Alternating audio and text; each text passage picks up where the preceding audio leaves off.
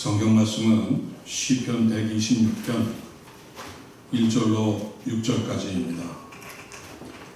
제가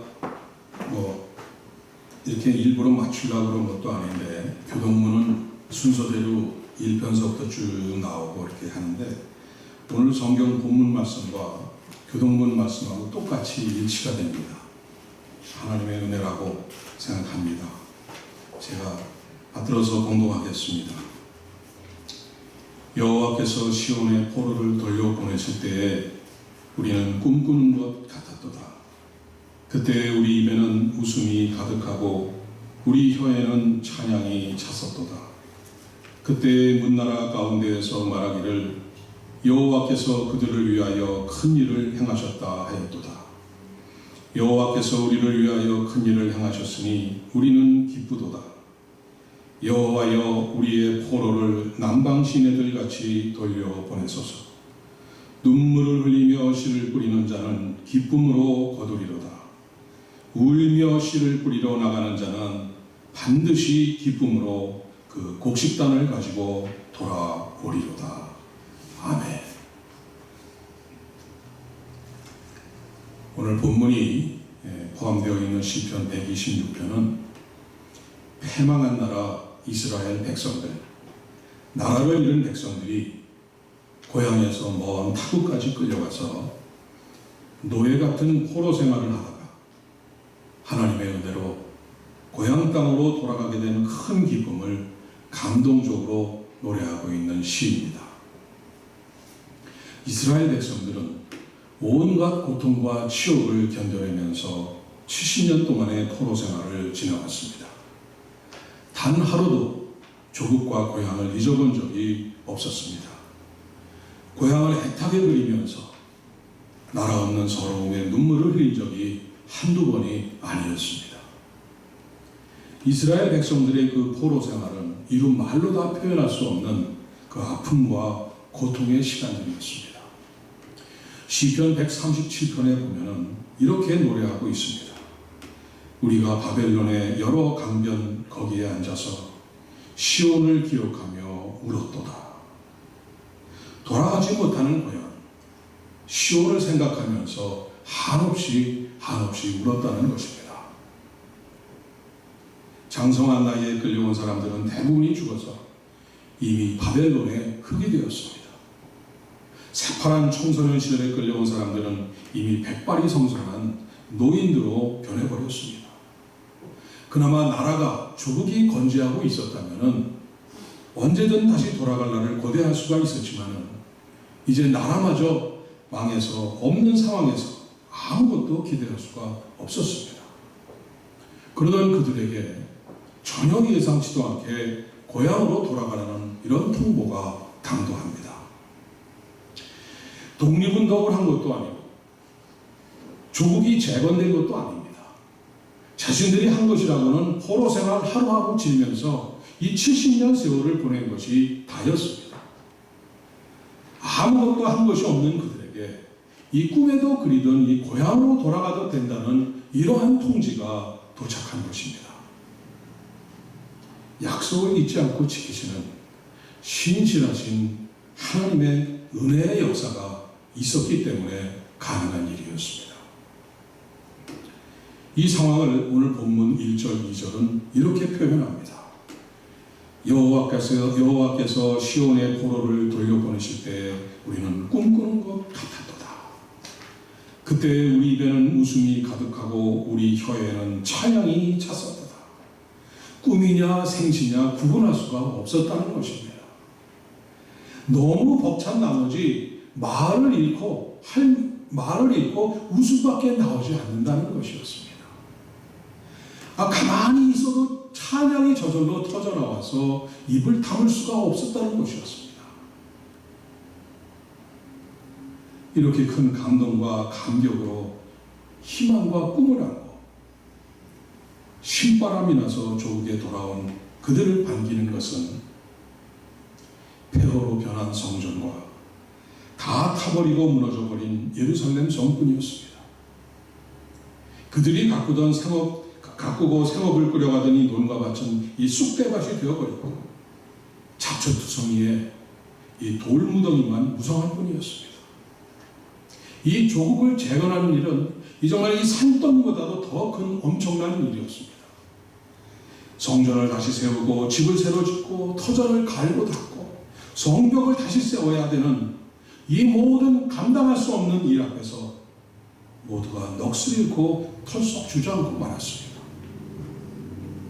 하나님께서 택하신 선민의식, 하나님의 언약 백성들로의 끈끈하고 자부심 넘치던 이 공동체 의식은 잊어버린 지 옛날이었습니다. 이때 그들이 하나님에게 호소하는 것이 오늘 본문 4절입니다. 여호와여, 우리의 포로를 남방 시내들같이 돌려보내소서. 아직도 타국에 남아있는 이스라엘 백성들을 돌려보내 주시옵소서. 그래서 우리가 다 연합하여 나라를 재건할 수 있도록 도와주시옵소서. 이 메마르고 건조하고 이 죽음의 땅을 강물이 흐르는 이 생명의 땅으로 회복시켜 주시옵소서 하면서 지금 하나님에게 호소하고 있는 것입니다. 비바람을 피하고 몸을 누이고 잠을 잘 수 있는 집 한 칸도 없을 뿐 아니라 먹을 것도 없고 제대로 마실 것도 없었던 그때 그냥 마냥 주저앉아서 있을 수만 없었던 이 이스라엘 백성들은 하나님에게 간절한 기도를 드립니다. 기도를 드렸다기보다는 그냥 아무것도 없는 이 돌무더기 황무지에서 하나님만 바라보면서 그냥 생존을 위한 처절한 외침만 있었을 뿐이었습니다. 70년 포로에서 돌아오 계신 하나님께서 이제 고향 땅에 돌아왔는데 여기서 죽게 하시려고 하십니까? 여기까지 오게 하신 이 에베네셀의 하나님께서 여호와 이레 무엇인가를 우리들을 위해서 미리 준비해 놓으시지 않으셨습니까? 이렇게 처절한 몸부림과 외침으로 그들의 눈물과 통곡으로 기도하면서 울부짖었습니다. 그리고 그러한 기도 가운데 그들은 자신들의 조상과 자기 부모들의 죄를 회개합니다. 하나님을 거역하고 불순종했던 그들의 과거를 낱낱이 회개합니다. 하나님 앞에서 완전히 벌거벗은 이 벌거숭이 어린아이와 같이 숨기는 것 없이 다 자백하고 다 내려놓습니다. 이제 자비와 긍휼, 용서와 사랑의 하나님을 기억해냅니다. 그 하나님의 약속을 기억하고 하나님께 돌아온 자를 외면하지 아니하시고 끝까지 돌보신다는 그 약속의 말씀을 다시 기억해냅니다. 하나님께서 다시 은혜를 베푸셔서 그들을 지키시고 돌보실 것을 확신합니다. 그리고 처음부터 다시 시작한다는 마음으로 담대한 마음으로 담대한 믿음으로 벌떡 일어나서 밭으로 나갑니다. 돌을 골라냅니다. 흙을 뒤집어 엎습니다. 밭을 갈아냅니다. 그리고 말라버린 흙에선 먼지만 날릴 뿐이었습니다. 과연 이 씨를 뿌려도 살 수 있을까? 걱정이 앞섭니다. 하지만 그들은 멈추지 않았습니다. 하나님께서 반드시 거두게 하실 것을 믿었습니다. 그리고 오늘도 먼지를 날리며 씨를 뿌립니다. 씨와 먼지가 같이 날아가기도 합니다. 먼지가 들어갔는지 마음이 아팠는지 눈시울이 뜨거워집니다. 눈물이 나기 시작합니다. 눈물이 쏟아집니다. 왜 진짜 하나님의 말씀을 순종하지 않았을까? 후회가 나옵니다. 그 기름졌던 가나안 땅이 이렇게 먼지가 날리도록 황무지가 되기까지 하나님이 진노하셔야만 했던 그 하나님의 마음이 느껴져서 또다시 통한의 눈물이 솟구칩니다.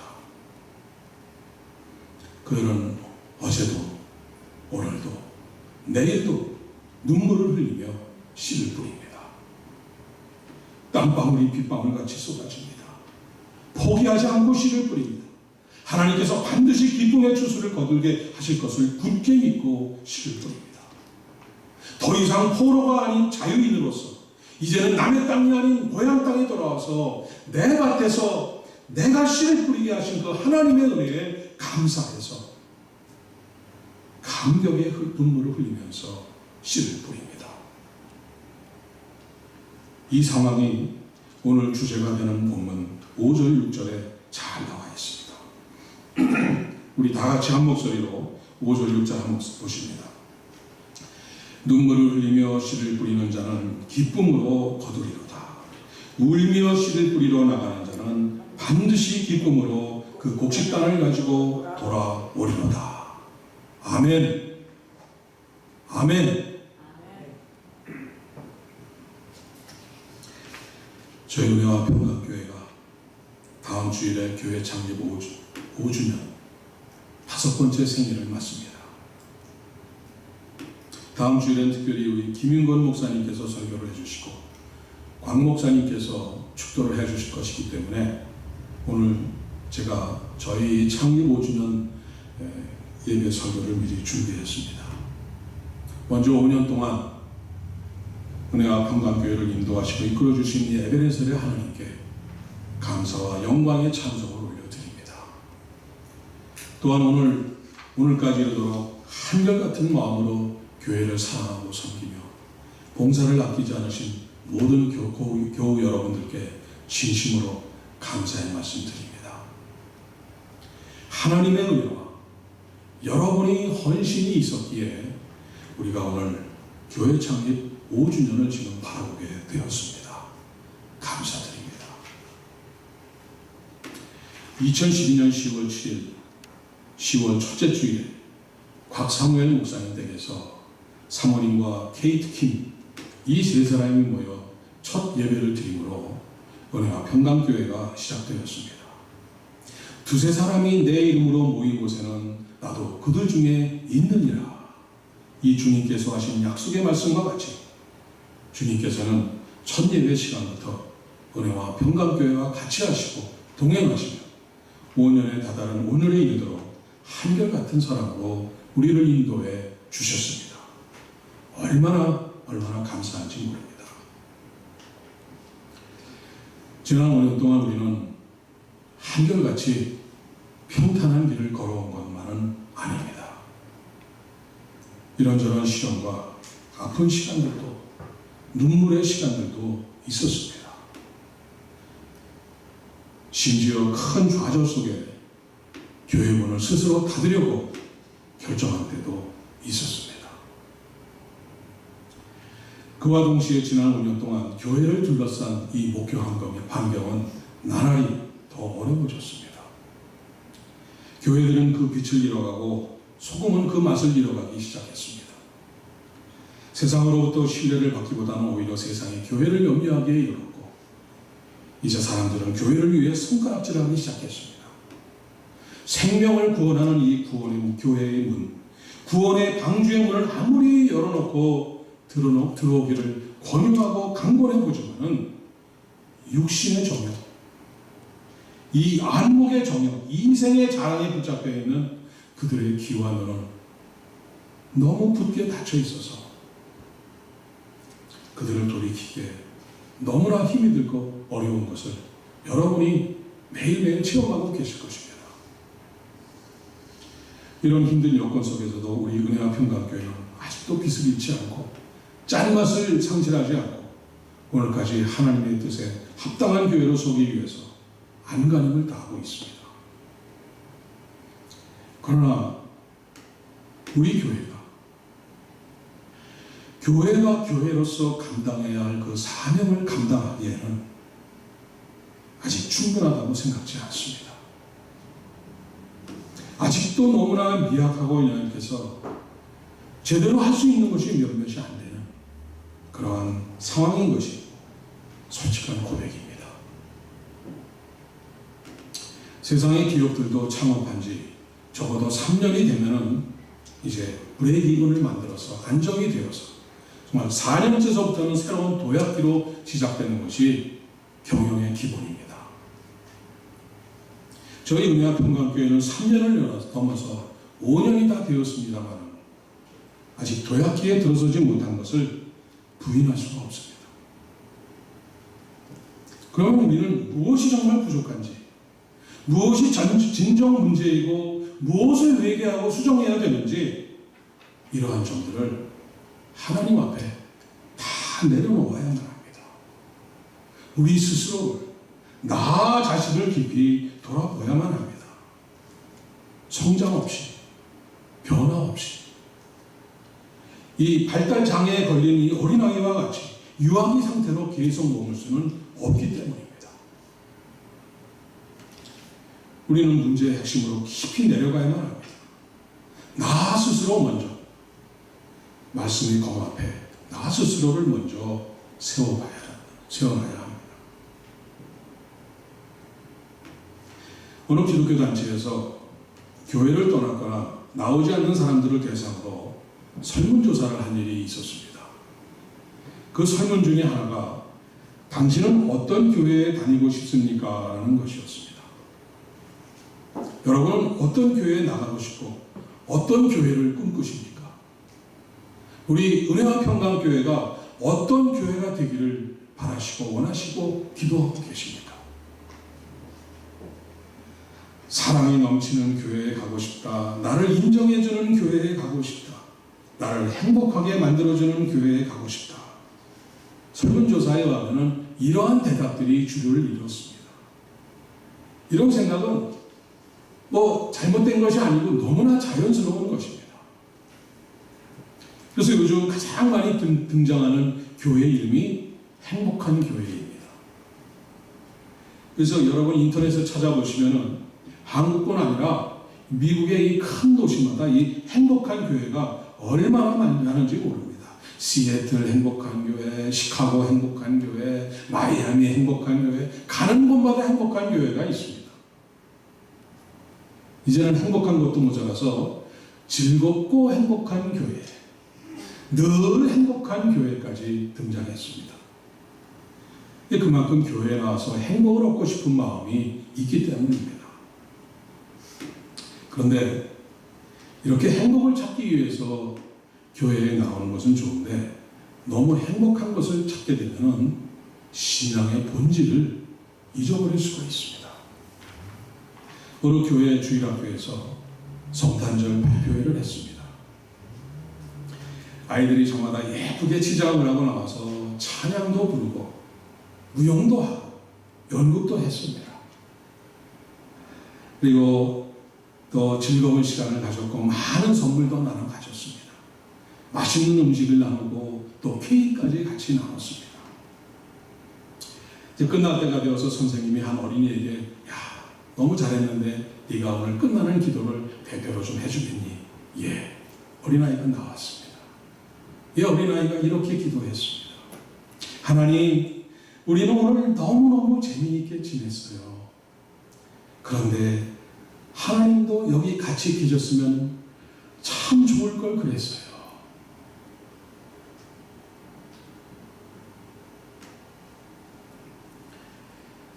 이 교회에 나오는 목적이 단순히 행복을 위해 나온다면 그것은 기독교를 잘못 알고 있는 것입니다. 이 영국의 유명한 작가이자 신학자였던 이 C.S. 루이스라는 분이 있습니다. 루이스가 이런 말을 했습니다.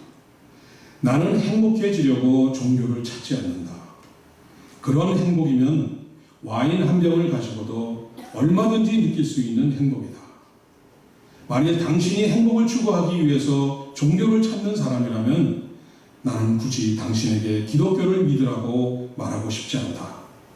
왜냐하면 기독교는 사람들의 소원을 들어주는 수준에 머물지 않고 그 이상의 수준을 가진 종교이기 때문이다.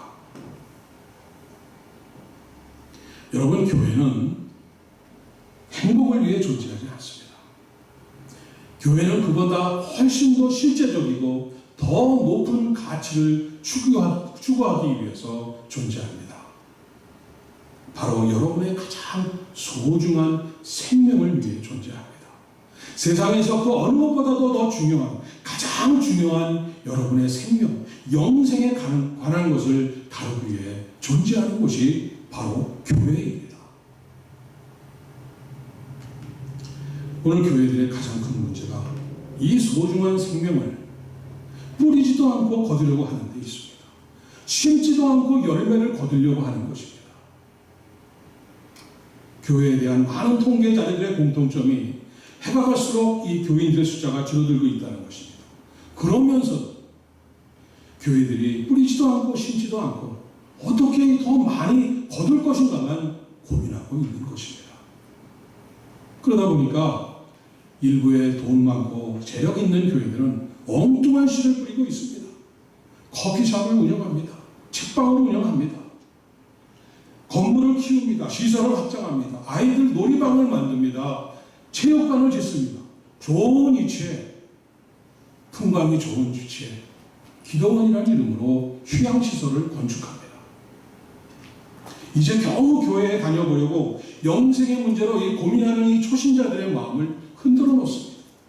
시설을 앞세우고 돈 안 들이고 좋은 시설 사용할 수 있다는 것을 앞세워서 사람들을 끌어들입니다. 행복과 편리함을 추구하는 교인들이 다 몰려갑니다. 참 그리스도인이 아닌 이름뿐인 종교인들을 양산해내고 있는 것입니다. 그 귀중한 생명들을 일주일에 겨우 한번 이 주일 예배에 참석할까 말까 하는 것으로 그런 그치는 이런 예배의 구격꾼, 이 썬데이 크리스천, 이 기독교 문화인으로 변질시켜가고 있는 것입니다. 오늘 주제절 5절 6절을 다시 한번 읽습니다. 5절 6절입니다. 같이 한번 읽습니다. 눈물을 흘리며 씨를 뿌리는 자는 기쁨으로 거두리로다. 울며 씨를 뿌리러 나가는 자는 반드시 기쁨으로 그 곡식단을 가지고 돌아오리로다. 세상의 모든 일도 이 씨 뿌림이 없이 거두는 것이 없는데 하물며 이 교회가 심지도 않고 거두려고 하는 것은 도저히 있을 수가 없는 일입니다. 요즘같이 교회 환경이 어려운 때에 씨를 뿌리는 것은 너무나 힘든 일인 것은 누구나 다 알고 있는 사실입니다. 그러나 그래도 눈물을 흘리면서 씨를 뿌려야 합니다. 때를 얻든지 못 얻든지 항상 힘쓰라고 하셨습니다. 눈물로 씨를 뿌림이 없는 교회는 교회가 아닙니다. 종교단체입니다. 뿌리지 않고 심지 않는 교회에 성장은 없습니다. 부흥은 없습니다. 하나님이 쓰시지 않습니다. 주님께서는 심지도 않고 이 거두려는 자를 악한 종이라고 누가복음 19장에서 책망하셨습니다. 우리 은혜와 평강교회는 선교와 구제, 전도를 사명으로 내걸고 5년 전에 시작했습니다. 우리는 아무리 힘들고 어려워도 눈물을 흘리며 선교의 씨를 계속해서 뿌려야 합니다. 한 영혼을 붙잡고 아무리 힘들고 어려워도 눈물을 흘리며 금식을 하는 한이 있더라도 전도의 씨를 뿌려야 합니다. 여러분이 한 영혼을 전도하기 위해서 3일을 금식하며 굶주려가면서 눈물을 흘려가면서 기도해본 경험이 있으십니까? 도움의 손길이 필요한 이웃들을 위해서 눈물을 흘리는 아픔을 감당하더라도 구제의 씨를 뿌려야 합니다. 그래야 우리는 기쁨으로 눈물을 흘리며 단을 가지고 돌아올 수 있습니다.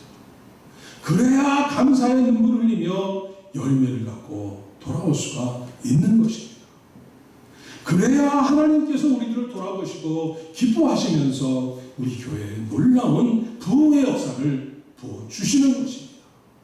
그래야 우리가 사명을 감당할 수 있는 교회를 세워주시고 은혜를 부어주시는 것입니다.